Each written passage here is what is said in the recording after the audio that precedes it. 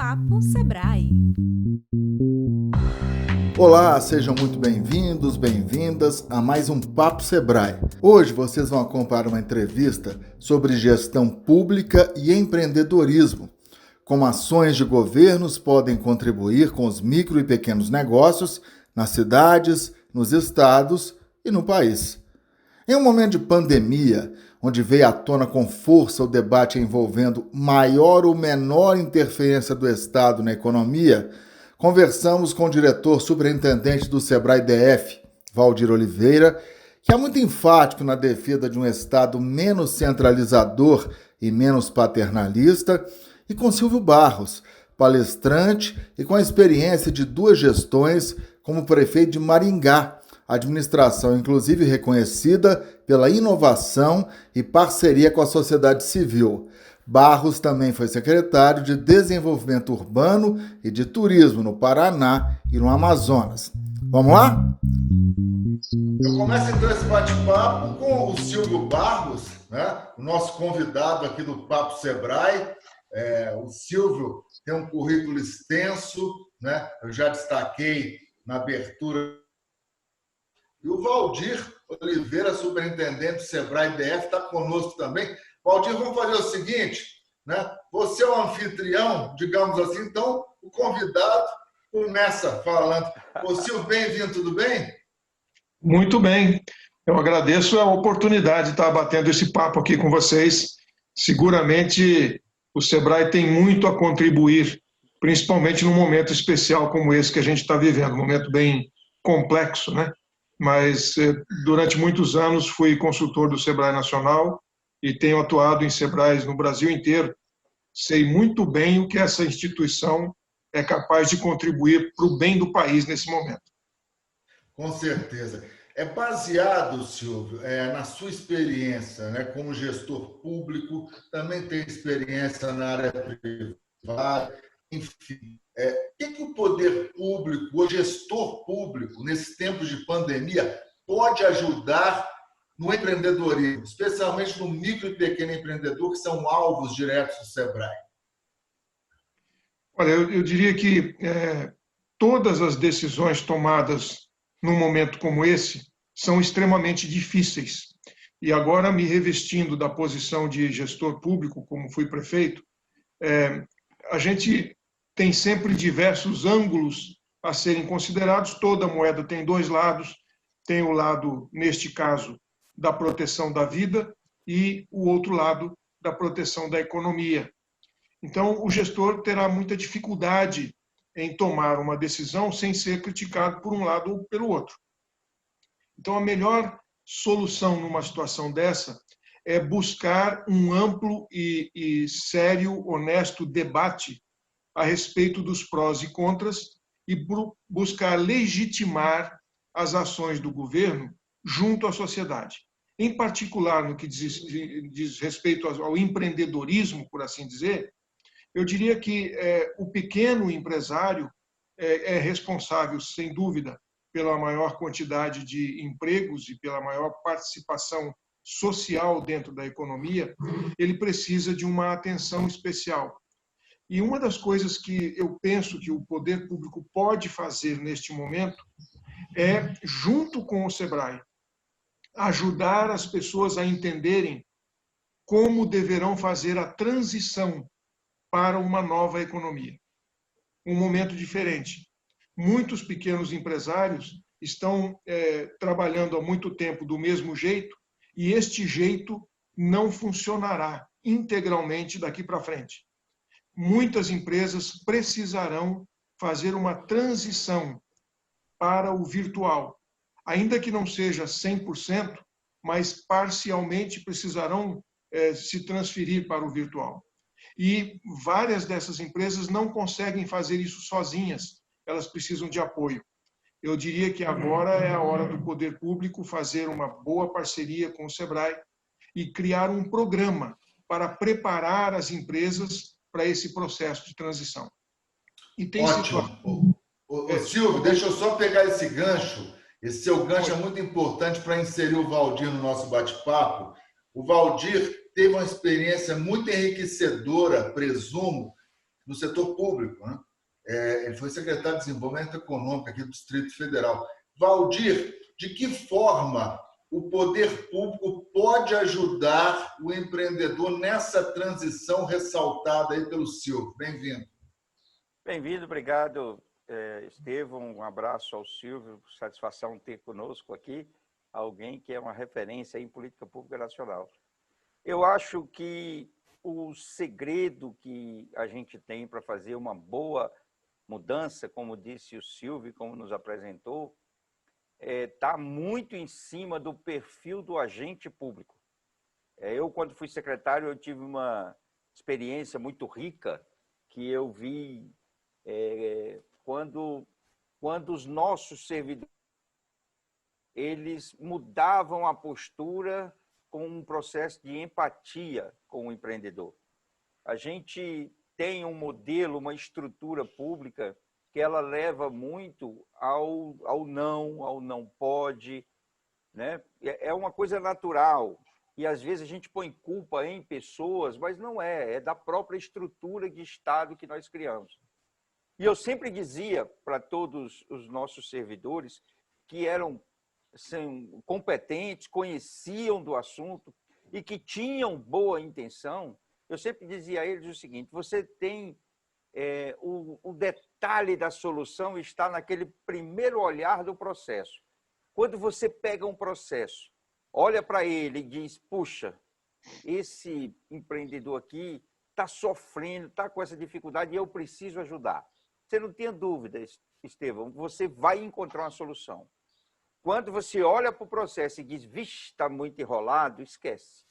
Aquilo não vai rodar. Então, eu acho que o Silvio tem toda a razão, com a grande experiência de gestor público que ele teve, de grande sucesso no sul do país. Ele tem toda a razão de que o SEBRAE hoje pode ser um grande instrumento para ajudar o Estado nesse momento de transformação. Mas o que a gente mais precisa para que essa união dê certo nessa missão é que o agente público, o servidor público, possa ter uma empatia nesse instante, se colocar no lugar do empreendedor, porque só resolve o problema do empreendedor quem sente a dor dele. Então, se ele sentir a dor, ele vai resolver. Foi essa a minha experiência na Secretaria. Ô Silvio, eu achei muito interessante essa postura, esse posicionamento expresso pelo Valdir. Ou seja, o servidor, seja ele em cargo de chefia ou aquele camarada que atende, né, no empresário, no balcão, gerar uma empatia, ter uma empatia, tentar se colocar na posição do outro. E o que a gente muito ouve hoje é o seguinte: se o governo não atrapalhar, já ajuda muito, né? Então, eu queria que você falasse um pouquinho dessa parceria. Será que é possível empatia e parceria no setor público hoje? Olha, sempre é possível. Tem dois aspectos aqui que eu acho que são relevantes da gente considerar. O funcionário público, aquele que está lá do outro lado do balcão, ele é chamado pela sociedade de servidor público. Ou seja, ele está lá para servir. E ele precisa encarar as pessoas com quem ele interage como alguém a quem ele está servindo. Ele está trabalhando para esta pessoa. Ele é pago por esta pessoa.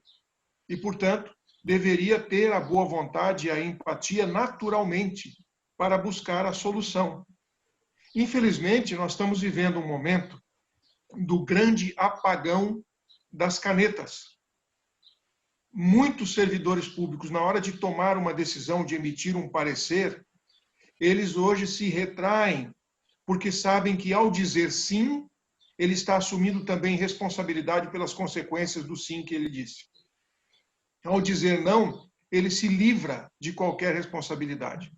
E o Ministério Público, quando move uma ação sobre um determinado servidor que emitiu uma licença, que deu um alvará, e que isso vai ser contestado depois, seja por motivos de concorrência comercial, ou seja, efetivamente porque pode ter acontecido algum equívoco, esse servidor terá depois que pagar o advogado por conta própria. Ainda que ele tenha desenvolvido essa empatia, e tentado resolver o problema. Então, isto é uma situação que precisa ser resolvida internamente dentro do poder público para que a gente possa avançar significativamente. O outro lado da história é que a Covid-19, trouxe para a gente, expôs o poder público e a sociedade de modo geral a um novo jeito de fazer as coisas. Muita gente fazendo trabalho remoto. E o que permite o trabalho remoto é muito interessante porque ele pode agilizar processos, pode tornar processos muito mais eficientes, muito mais baratos e o melhor de toda essa história, transparentes. Se alguém, dentro da repartição, consegue acompanhar o que o servidor está fazendo em qualquer outro lugar, na sua casa, ou seja lá onde for, então, teoricamente, qualquer contribuinte pode fazer a mesma coisa. Depende de como o governo entender que pode dar transparência àquilo que está sendo feito. Mas a nova onda que veio com a Covid vai permitir, sem dúvida, que haja muito mais velocidade, eficiência e, teoricamente, um processo de desburocratização de serviços públicos, desde que o poder público esteja disposto a fazer isso e desde que a sociedade cobre. As corporativas que, às vezes, não querem nem esse nível de eficiência, nem esse nível de transparência, porque ele, obviamente, expõe alguns aspectos do serviço público que sempre se procurou esconder. Então, eu diria que nós temos uma oportunidade. Esse momento toda a crise que não foi criada pela gente, da qual nós somos vítimas, ela traz também um conjunto importante de oportunidades. E isso pode efetivamente ser aplicado. A gente poderia ter análise de processo, de licenciamentos, de emissão de alvarás, tudo automático, tudo online a partir deste momento, o que agilizaria e facilitaria barbaridade a vida do empreendedor. Olha, mais um elemento do nosso bate-papo aqui, Valdir. Nós já destacamos. O que a gente pode esperar do poder público? Uma necessária empatia, uma desburocratização, uma transparência, uma agilidade, né? E esse apagão de canetas, termo cunhado aí pelo Silvio, me chamou a atenção. Nós temos uma grande oportunidade, uma grande janela, Valdir, hoje, nesse relacionamento poder público, sociedade civil e empresários? Sem dúvida. O Silvio nos trouxe aí uma coisa importante. Essa Covid, essa pandemia que abateu sobre o mundo, sobre o Brasil e sobre Brasília, ela está trazendo uma oportunidade para a gente fazer diferente. A tecnologia avançou, os meios digitais, olha o que nós estamos fazendo aqui. Isso não era uma coisa convencional. Então, esse é o momento de aproveitar para a gente fazer aquela mudança que eu vou chamar de desregulamentação. Parece esquisito, mas eu vou usar essa expressão. Desregulamentação do setor público ou das políticas públicas. Nós criamos um Estado, a partir da Constituição de 88, que é muito intervencionista. Quando a gente pensa uma política pública, a gente pensa uma política pública com uma necessidade de muitos documentos a serem apresentados e de uma fiscalização que precisa ser feita. Sendo que eu não tenho uma estrutura que analise esses documentos, muito menos que faça a fiscalização. Aí o que eu faço? Eu coloco a culpa na burocracia. A culpa não é da burocracia. A culpa é do modelo mental intervencionista de Estado que nós criamos. A gente precisa criar um equilíbrio. E eu acho que a Covid veio para isso. Para dizer assim, gente, deixa eu contar para vocês, o mundo mudou, o mercado mudou, as empresas estão mudando, os consumidores mudaram seus hábitos. O Estado também precisa mudar, porque senão ele vai ficar fora desse circuito. E o Estado precisa mudar caminhando para simplificar os seus processos, para desburocratizar e para ser menos intervencionista nas políticas públicas. Vamos deixar que o brasileiro aproveite aquilo que ele tem de melhor, a criatividade. Está no nosso DNA, o nosso empreendedor é um virador, se vira dos 30, ele tem uma criatividade danada, está no DNA dele. Não vamos matar essa criatividade, vamos dar liberdade para que a sociedade consiga construir os seus caminhos. O Valdir levanta um aspecto que veio muito à tona, viu, Silvio? No início da pandemia, né? Essa eterna batalha entre Estado intervencionista, Estado mais regulador, Estado patriarcal, mais Estado, menos Estado. Olhando o seu currículo, Silvio, tem lá, foi responsável por uma parceria inovadora com a sociedade civil na administração da cidade. Na cidade de Maringá, qual foi o estado que você desenhou? E que parceria inovadora foi essa? Na realidade, as pessoas dizem que eu criei essa parceria inovadora, mas isso não corresponde exatamente à verdade. Eu simplesmente fortaleci muito. Eu empoderei a sociedade num mecanismo que eles tinham criado já há muito tempo e do qual eu, como cidadão, fazia parte. Maringá criou aqui um mecanismo de governança colaborativa, estabelecendo um conselho de pessoas da sociedade, lideranças de várias entidades, experts em diversos assuntos, saúde, educação, planejamento urbano, mercado imobiliário, coisas desse tipo, que contribuíram para o desenho da cidade que nós queremos no futuro.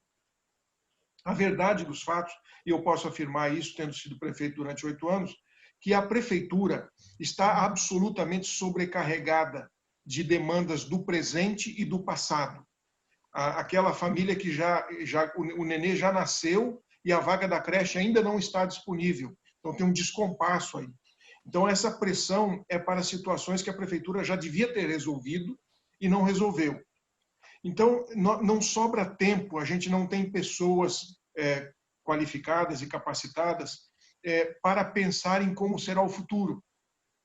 Até porque, para a gente poder planejar o futuro, nós precisamos entender o que é que vai acontecer no futuro, que é muito diferente do que está acontecendo hoje.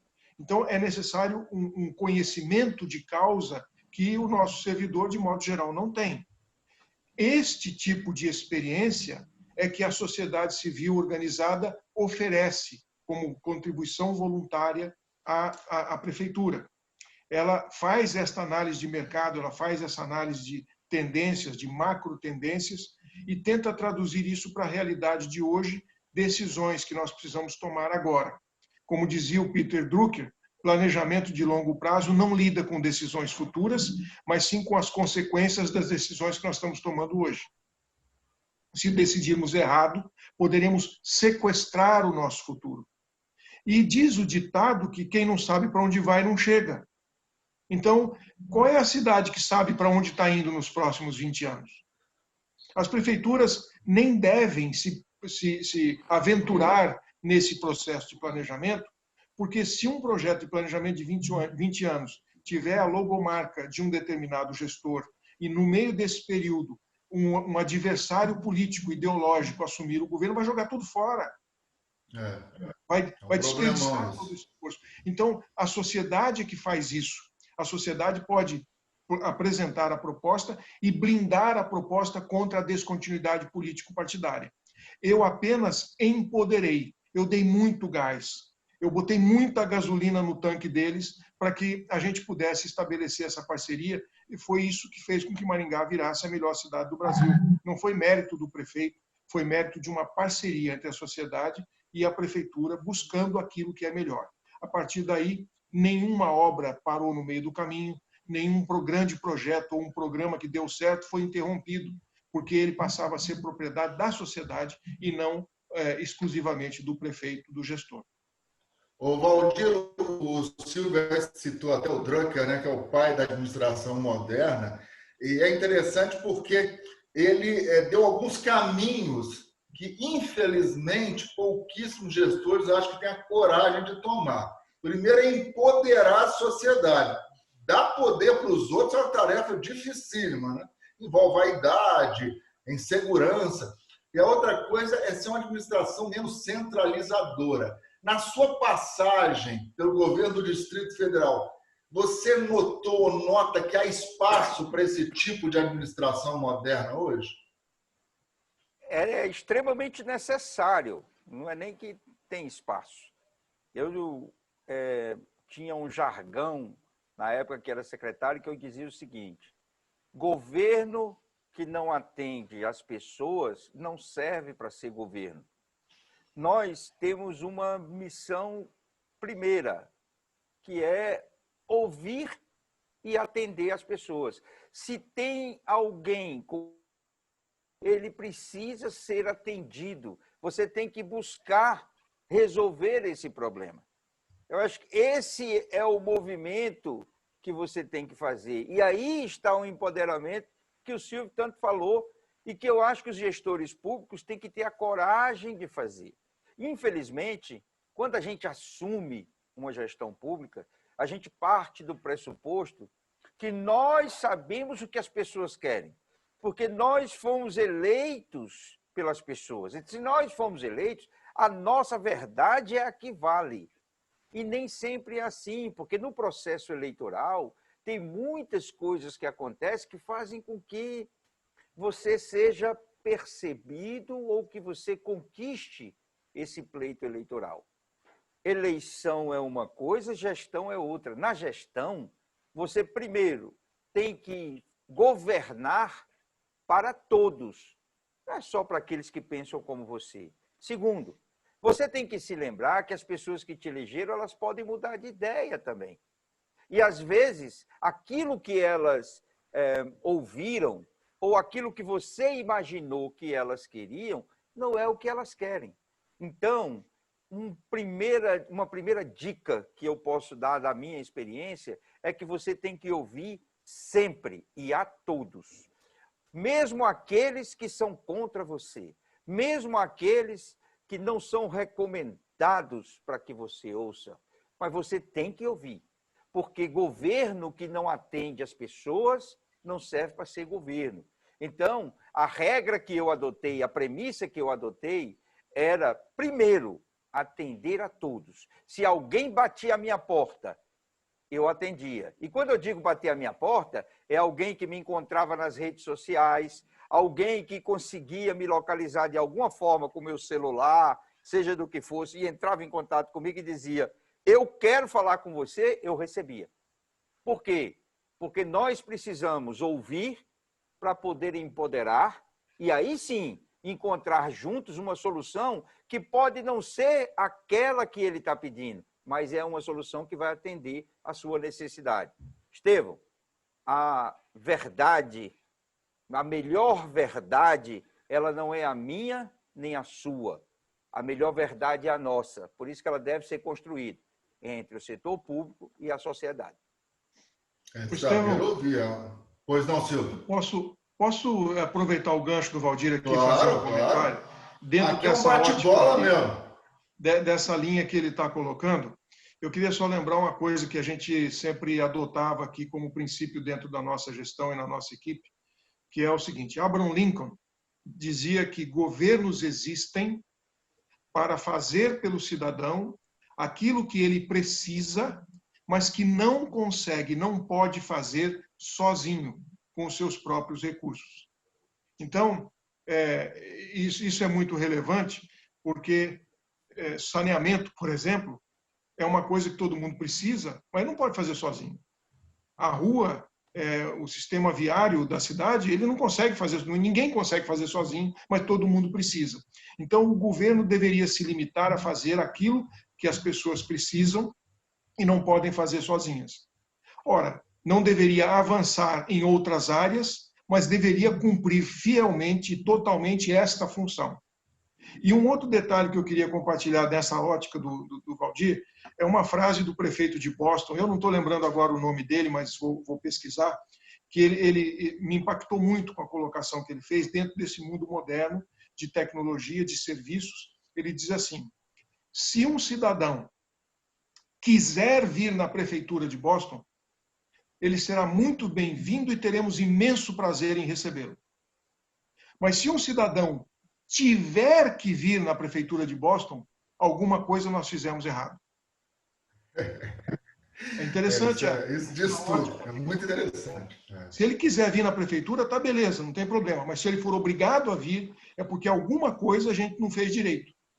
Então, neste momento Covid, em que a tecnologia está disponibilizada e as pessoas foram expostas a isso, muita gente que resistia à ideia de, quem sabe, talvez um dia fazer uma consulta médica pela internet, hoje já absorveu isso. O nível de aceitação da telemedicina superou as expectativas tanto dos médicos quanto dos pacientes. Então, a gente não tem mais que forçar uma barra para fazer as coisas de maneira mais eficiente, mais tecnológica, inteligente, mais barata. E a sociedade foi exposta a isso. O que a gente não pode é, diante da onda tecnológica que a Covid nos colocou, a gente engolir água. Nós temos que surfar. A onda chegou, não há como evitar em vez de engolir água.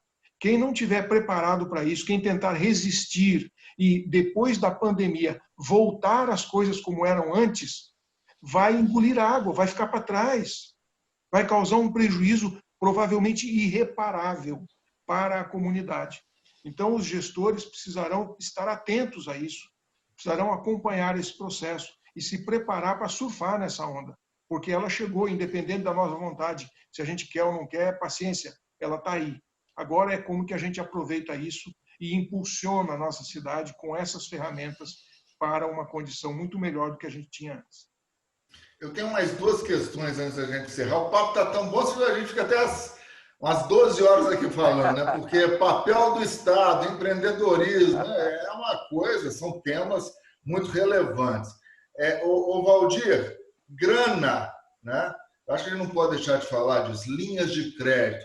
Eu acho que ambos podem nos dar alguns depoimentos do quão é importante também as instituições de fomento dos governos serem mais proativas nesse momento, né? Principalmente atendendo às demandas do empreendedor. Eu lembro que lá no início da pandemia, o Valdir já tinha expresso a preocupação dele com a desburocratização no acesso a linhas de crédito para os pequenos e microempreendedores. Com todo esse contexto aqui, inovação, modernidade, transparência, empatia, como é que o Estado pode ser mais proativo ao atender essas demandas financeiras, Valdir? Então, Estevão, é interessante essa tua pergunta. Você vê como a gente tem uma natureza intervencionista, né? Eu vejo esse debate muito, Estevão, liberal hoje, né? A gente tem hoje um governo de proposta liberal, né? Pelo menos na economia, e ele fazendo um grande esforço, querendo fazer uma transformação para que a gente tenha um Estado liberal. E eu olho para isso e eu imagino a dificuldade de fazer essa mudança. Não estou aqui dizendo se ela está certa ou se ela está errada, mas porque a cultura do povo brasileiro ela é diferente. Nós queremos um Estado intervencionista, na verdade. Sabe por quê? Porque nós queremos um Estado provedor. O Silvio foi prefeito e ele sabe que o eleitor olhava para o Silvio como prefeito, dizendo a ele o seguinte: eu quero que você me dê saúde, eu quero que você me dê educação, eu quero que você me dê emprego, eu quero que você me dê segurança pública, apesar de você ser município, não ser Estado, e eu quero pagar menos imposto. Então, eu quero tudo, mas no meu lado de contribuinte, eu quero ser liberal. O Estado bem pequenininho, que é para eu pagar menos. Então, essa é uma equação que a gente tem como gestor público que se deparar. Na verdade, Estevão, o grande movimento que o Estado pode fazer, ele é de preparar o ambiente, ele é indutor, ele é um catalisador. Hoje, nós vamos precisar de uma solução mais keynesiana, tu tem razão. É preciso que o Estado injete dinheiro, principalmente o governo federal, que é quem tem os instrumentos para fazer isso. Ele pode rodar a maquininha, se endividar, ele tem instrumentos que ele pode fazer. É preciso que ele faça isso. E é preciso que ele faça de uma forma que desburocratize. Se ele criar soluções dentro das regras que foram criadas antes da pandemia, não tem chance de dar errado. Tu tocou num ponto que é corretíssimo, que é crédito. Se a gente não fizer, não criar oportunidade de crédito agora para esses pequenos que quebraram no Brasil inteiro, que pararam de funcionar, vai ser muito difícil a retomada. Mas como é que ele pode fazer isso? Ele tem uma mágica para fazer? Não. É com tudo isso que a gente está contando aqui, é com empatia. Se ele entender nesse instante a dor do empreendedor, e se ele sentir essa dor, ele vai resolver esse problema. Se ele olhar para esse problema, dizer assim, vixe, vai ser complicado, esse povo está tudo quebrado, e como é que eu vou fazer? E minhas contas públicas que estão quebradas? Pronto, acabou, e não vai resolver. Então, você tem razão. Nós precisamos hoje de uma mudança de mentalidade no Estado para que a gente possa avançar, inclusive na questão de crédito. Mas minha visão, Estevão, ela não se limita a isso. A minha visão é de que nós precisamos de um Estado que hoje crie um ambiente para que a gente tenha soluções favoráveis de crédito, de regulamentação, de alvará, de liberação. Nós precisamos de liberdade para que as pessoas consigam desenvolver as suas atividades e sair dessa crise. É hora da gente ter um Estado diferente sob essa ótica. Pelo menos é essa a minha visão. Silvio, gostaria de ouvi-lo também sobre essa questão. Olha, para mim é mais complicado, Estevão, fazer comentários sobre isso, porque minha experiência vem da gestão municipal e o Estado, unidade federativa, de modo geral, tem seus bancos de fomento, tem suas agências de fomento. O governo federal tem o Banco de Desenvolvimento e outros mecanismos, mas o município não tem. Então, eu não tenho muito como contribuir no que diz respeito a esse aspecto. Mas a contribuição que eu faria seria muito mais no operacional, dizendo o seguinte: de fato, não falta dinheiro, o que falta é condição de acessar o dinheiro, e a gente viu isso agora no processo da pandemia. O governo colocou o dinheiro à disposição, mas a pessoa não consegue pegar. Tudo tão complicado, tão difícil que a pessoa não consegue pegar. Dentro da ótica, digamos, do trabalho que a gente está discutindo aqui, a parceria entre o poder, o gestor municipal, o gestor local e o SEBRAE, eu queria comentar só uma situação que aconteceu no começo da pandemia. Eu fui convidado a fazer um debate com lideranças empresariais de um determinado município, e eles, preocupados com a possibilidade de uma quebradeira, né, nas pequenas empresas, eles montaram lá um fundo de fomento. Várias empresas, essas que estão sendo solidárias, aí, estão dando um monte de dinheiro, resolveram juntar uma grana e bancar as empresas pequenas de uma determinada forma. Eles conseguiram ser garantidores do empréstimo e convencer a agência de fomento que atuava no município a não cobrar juros, preservar o capital apenas. Mas para aqueles que precisavam se recuperar e sobreviver nesse momento, continuar mantendo emprego, o juro seria absorvido por esse processo. Aí eles perguntaram a minha opinião. Eu achei a ideia muito legal, uma iniciativa assim, inovadora, de grande mobilização social, mas eu disse a eles que eu não faria isso. Por quê? Dentro daquilo que eu coloquei no primeiro comentário que eu fiz, algumas empresas não sobreviverão mesmo. Por diversas razões, elas não vão sobreviver. E quando a gente estimula uma empresa que não tem perspectiva de sobrevivência a tomar um empréstimo e a gente ainda vai bancar a parte do empréstimo, nós estamos jogando dinheiro fora. Eu preferia pegar o dinheiro que eu estava disposto a bancar essa empresa e ajudar esse empresário a buscar outra alternativa. E é isso que eu acho que uma prefeitura pode fazer junto com o SEBRAE. Vamos dar só um exemplozinho simples aqui de uma coisa que exige um outro posicionamento. Qualquer empresa tem um ponto de equilíbrio. Ele tem que rodar acima do ponto de equilíbrio, senão o negócio dá prejuízo, ele vai quebrar mesmo. É uma questão de tempo. Imagine você, um pequeno restaurante que serve PF, prato feito, no centro de uma cidade, para as pessoas que trabalham nos edifícios em volta daquele restaurante e que comem ali todo dia, porque ele não tem como ir para casa para comer. Esse restaurante só abre na hora do almoço, ele só faz isso, ele vive disso.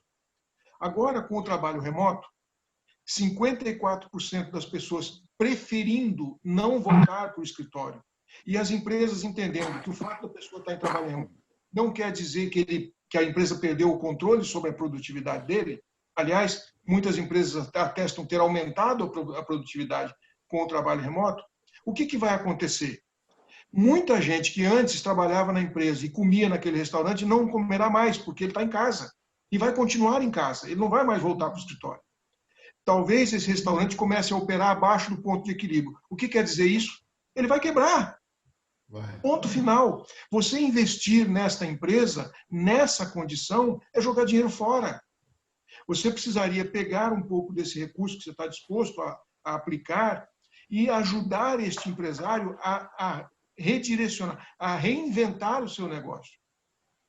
A entrar, quem sabe, no delivery, a buscar uma outra solução, quem sabe procurar um imóvel um pouco mais barato, porque ele vai ter menos gente, ele não precisa de um imóvel daquele tamanho. Enfim, orientar este empresário para ele tentar fazer a coisa certa em vez de ficar trabalhando contra uma corrente que vai matá-lo de qualquer jeito, mais cedo ou mais tarde. Então, eu diria que nesse aspecto do financiamento, do apoio financeiro, existe sim um papel a ser desempenhado pelo gestor, sempre junto com o SEBRAE. A prefeitura não vai conseguir fazer isso sozinho, ela não tem experiência, não tem expertise, não tem informação suficiente para fazer essa ponte, mas alguém vai ter que fazer isso e ajudar as empresas no processo de reengenharia, de reinvenção, para eles poderem sobreviver. Caso contrário, no meu entender, vai ser uma quebradeira geral, ainda que se coloque dinheiro nessa empresa. Está prorrogando a morte dele, vai morrer de qualquer jeito.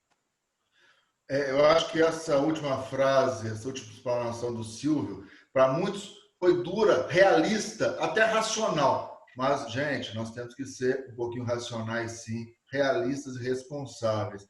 Eu acho que essa explanação do Silvio, e a quem eu agradeço a presença, nós aprendemos demais, viu, Silvio? Foi super legal a sua participação, boas e excelentes reflexões.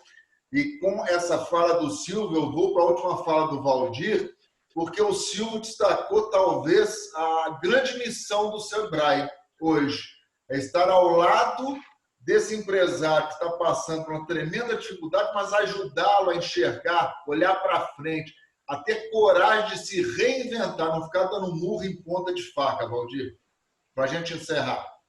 É isso mesmo, a natureza empreendedora, ela é assim, ela é de reinvenção constante. O professor Besamate de Souza, o Bizuca, em 2003, defendeu a sua tese de doutorado, onde foi o primeiro brasileiro a traçar o perfil do empreendedor brasileiro. A gente estudava os perfis de empreendedores canadenses, franceses, americanos, e nós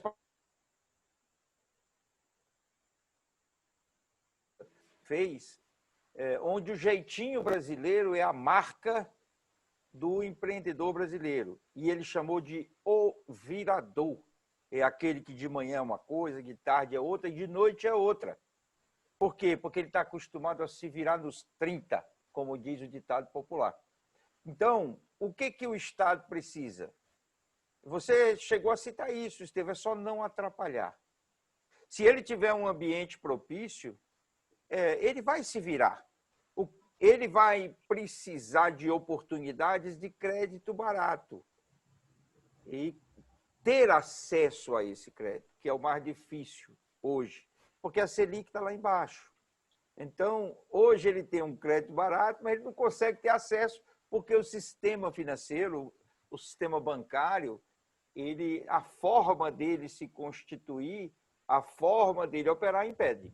Então, o Estado pode ajudar e ajudar muito, desregulamentando o que for possível, para que o crédito chegue para essas novas ideias. E o Silvio tem razão. Não é apostar no que não dá certo, porque não tem jeito. Quem quebrou de cara foi aqueles que já vinham no processo quebrando.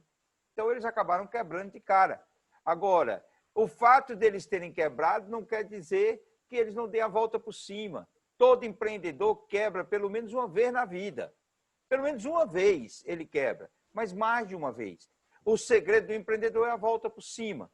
E o Estado pode ajudar como? Com um ambiente empreendedor que não atrapalhe este empreendedor, com processos burocráticos, com dificuldades de acesso às oportunidades. Então, É um prazer enorme estar com o Silvio aqui, que é um empreendedor de sucesso, um parceiro já do Sebrae, de todo o sistema Sebrae. O sistema Sebrae inteiro conhece ele, pela experiência que ele teve à frente da Prefeitura Municipal, com uma gestão empreendedora reconhecida. E foi prefeito empreendedor, né, Valdir? É isso aí. Prefeito empreendedor. Nós fomentamos o empreendedorismo pelo exemplo, né, Estevão? Muito. A gente traz aqui empreendedores famosos que conquistaram resultados, empresas maravilhosas, para que as pessoas se espelhem e possam ser empreendedores de sucesso. Mas nós também fazemos o fomento do empreendedorismo no setor público como exemplo. E o Silvio veio aqui para isso, né? Para mostrar que a gente pode ter o empreendedorismo no setor público. E a gente deve ter o empreendedorismo no setor público. E como fazer isso? Está aqui um exemplo. O Silvio é um exemplo de sucesso e, quem sabe, os nossos gestores públicos, né, do governo do Distrito Federal também não pode ser. Eu acredito que são. Temos muitos gestores públicos, empreendedores espalhados aí pela estrutura do governo do Distrito Federal, sejam de carreira, sejam de fora, mas são pessoas que vieram com a vontade de mudar, de transformar, com a empatia, com a vontade de empoderar a sociedade, acreditando que a gente pode construir um mundo melhor, uma Brasília melhor para todo mundo. Então, esses empreendedores, junto com o Silvio, são os exemplos para que todos os nossos empreendedores do setor público possam também deixar essa característica fluir e construir uma Brasília melhor para todos nós. A gente só pode, agora, nesse instante, reconhecer e agradecer ao Silvio, que está aqui conosco, e a todos os nossos servidores públicos, gestores públicos, que têm essa característica empreendedora e que lutam diariamente para construir essa Brasília empreendedora que a gente tanto sonha. Empreendedores públicos é um termo muito legal. Os caminhos estão traçados, estão desenhados. Valdir Oliveira, Silvio Barros, grande prazer conversar com ambos. Sucesso para todo mundo. Até uma próxima oportunidade. Tchau, tchau. Um abraço, obrigado.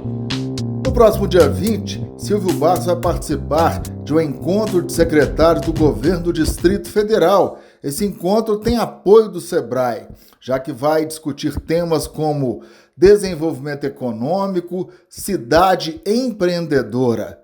No próximo dia 20, então. É isso, pessoal. Excelente semana e até a próxima. Tchau, tchau.